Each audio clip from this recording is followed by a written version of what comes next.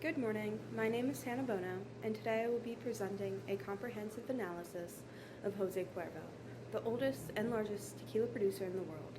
This presentation is based off the case study and includes an overview of Cuervo's history, its external and internal environment, its corporate and business level strategies, and forward-looking recommendations.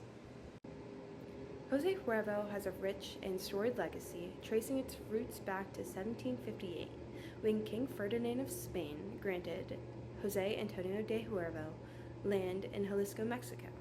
He began cultivating blue agave, the plant central to tequila production. By 1795, the family received the first commercial license from the Spanish crown to produce tequila. This makes Cuervo the oldest active distillery in Latin America. Throughout the 19th and early 20th century, Cuervo was a trailblazer. It was the first tequila company to export to the U.S. and the first to bottle tequila, revolutionizing distribution. A pivotal moment came in 1938 with the invention of the margarita cocktail, which Cuervo popularized in 1945's marketing campaign. This connection to pop culture helped solidify its iconic brand status. By 1999, global sales had reached 5 million cases. In 2017, Cuervo completed a $900 million IPO, becoming a publicly listed company under the name Becle SAB DCV, while remaining majority family-owned. In 2021, Cuervo had net sales of 39.4 billion Mexican pesos and profits of 5 million Mexican pesos, with 65% of sales from the U.S. and 21% from Mexico. Cuervo operates in a rapidly growing and evolving market. From 2015 to 2020, tequila was the fastest growing major spirits category in the U.S. and second globally. In 2022, the global tequila market was valued at $10.43 billion and is expected to reach $15.57 billion by 2029. Key growth is concentrated in the super premium tequila segment, growing at an annual average of 19% from 2017 to 2022, now accounting for 43% of U.S. sales. Additionally, 20% of consumers drink tequila neat, reflecting a shift towards connoisseurship. This environment offers massive opportunities for Cuervo to expand its premium offerings and international footprint. However, there are notable threats. New super premium competitors like Espinal from Campari and Terramana from Dwayne "The Rock" Johnson and Milagro have shown exponential growth.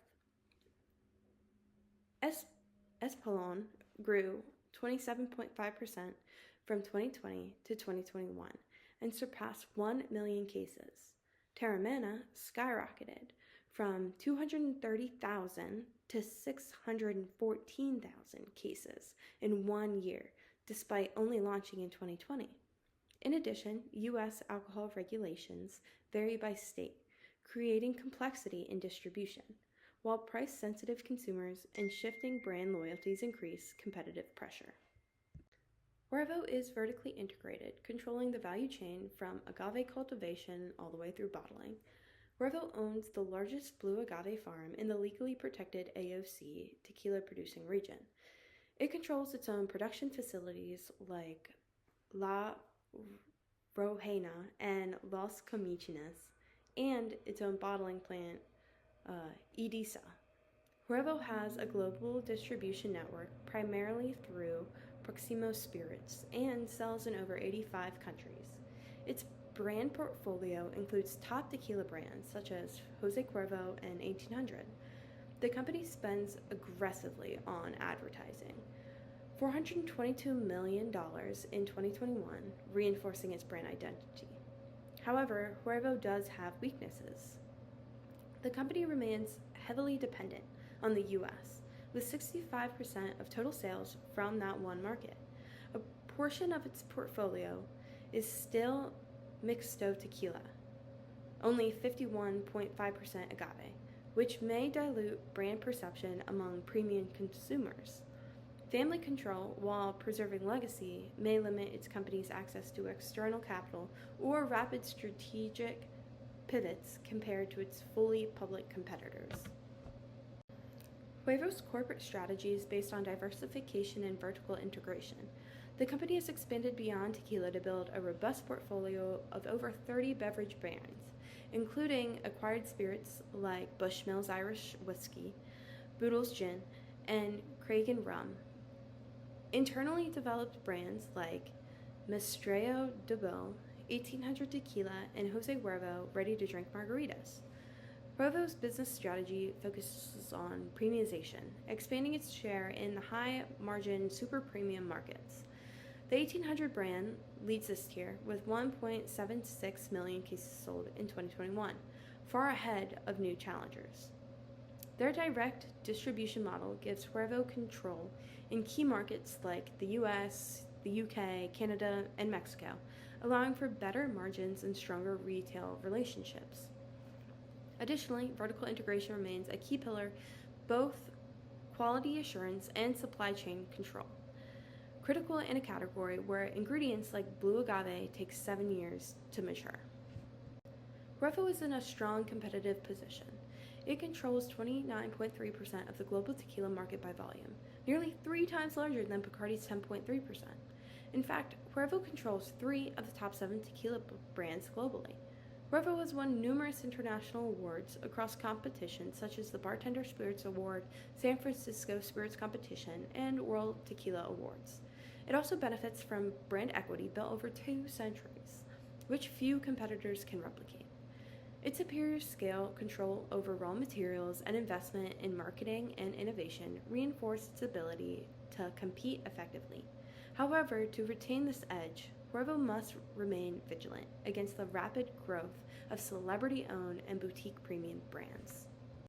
Cuervo's strengths are profitable and appear sustainable. In 2021, the company posted 39.4 billion Mexican pesos in revenue with a net income of 5 billion Mexican pesos. Its EBITDA margin remains strong, reflecting operational efficiency from vertical integration. The focus on premium brands like 1800 and Maestro Doble aligns with consumer trends and yields higher margin profits. The 2017 IPO provided $900 million in capital to support global expansion and marketing. However, to sustain momentum, Cuervo must reduce its dependence on the U.S. and further penetrate markets in Europe, Asia, and South America. Innovation in ready-to-drink and low-alcohol or non-alcoholic segments could drive potential growth, especially with the younger and healthier consumers. To strengthen its position further, I offer 4 key recommendations. 1. Global expansion. Increase investment in high-growth regions like Asia Pacific and Latin America to diversify geographic revenue. 2. Brand premiumization. Phase out or rebrand Mixto Tequila to elevate product positioning and align with super premium market trends. 3. Digital engagement and innovation. Embrace influencer marketing, partnership, and storytelling to revitalize brand image among Gen Z and millennials, leveraging the heritage story of Jose Cuervo to differentiate from newer brands. And lastly, 4. Sustainability and agave security. Invest in sustainable agave farming, soil health, and climate-resilient crops to protect its raw material supply and appeal to ESG-conscious investors and consumers. In conclusion, Jose Cuervo is a market leader with a deep-rooted legacy, a strong strategic foundation, and robust operations. Its vertical integration, diversified brand portfolio, and premiumization focus enables it to capture value in a rapidly growing category. However, it must continue to evolve and defend its lead. By expanding internationally, investing in sustainability, and strengthening its premium brand image, Cuervo can turn its current threats into future opportunities and preserve its legacy while positioning itself for long-term success. All financial data and marketing analysis are derived from the Beckel SAB DCV case study and exhibits. International references include the Wall Street Journal Market Data Impacting Data Bank 2022 and industrial reports cited throughout this case.